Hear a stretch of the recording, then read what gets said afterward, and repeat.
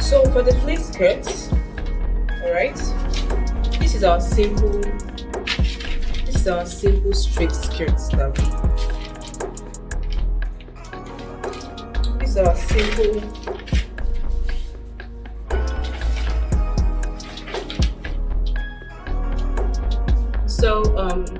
for the flared skirt, remember this is our pattern for the simple straight skirts, straight pencil skirts, okay? Because it's pencil skirt we cut for this.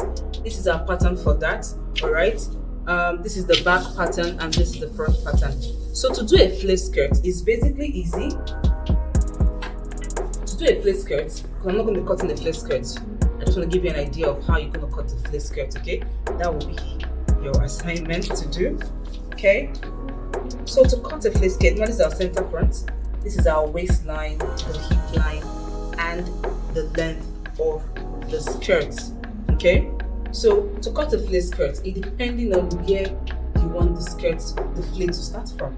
If you want the flared to start from the waist, that's perfect. This is your waist, right? This is the waistline you took, okay? So from that waist, you just open up your hand. Let's assume this is our pattern paper is still very big like this. So this is where we mark our waistline. This is where waist marking is. So from here, you just open up your hand like this, just basically like that. It's already flared.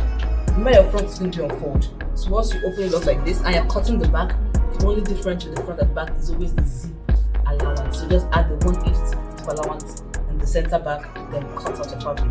So if you're cutting, let's assume this is what I did. This is the flared skirt I want.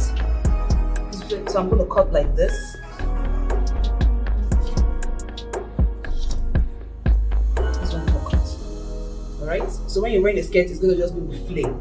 The waist is still your waist. No pleating, nothing whatsoever. It's just the flare effect that happened. Alright? But if you want your flare to start from the hip, the same thing you're going to do. After you've taken your hip line, your hip measurement, this is my hip plus the allowance. So from here, just open up your hand. Are you seeing it? So you're cutting like this, like this, like this, straight. If you're cutting the back, remember, it's just the zip allowance that is the difference. You add 1 inch zip allowance. That's the difference. If you want the flare to start from the half length, okay? Half length is usually what? Your knee length, 2 inches above your knee length. If you want the flare to start from here, it's the same thing. Let's assume this is our knee length. This is where our half length is. You just open up your hand like this. Open it up straight like a triangle like that. So the length you want it to be. Right? That's flared skirt. So flared skirt is different from circle skirt. You've seen how we cut circle skirt. Circle skirt is basically circle and it has its own pattern of cutting. Why for straight skirts, pencil skirts, flared skirts, they are the same way you cut them. Just the difference is for the flare, it's where you want your flare to start. If it's from the waist, is it from the hip, it's from the half length, you just draw the flare effect.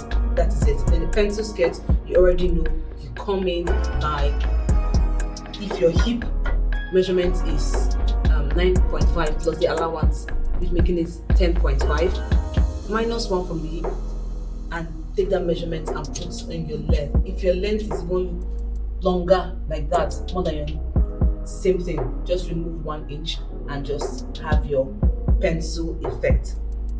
But if it is a stretchy fabric you're using, if you're using a stretchy fabric for your pencil skirts, what we basically do is we don't usually add, see that we zip, we don't usually add allowance. So if your hip is 9.5, you take 9.5, right? Or you take 9.5 minus 1 inch. So instead of marking 9.5, you're marking 8.5. So you're, instead of increasing your measurement, you're reducing it. That's because the fabric is stretchy. So even if you don't add allowance or you reduce by 1 inch, it's stretchy, it's still going to accommodate your measurements. Do you understand? This is the end of this video.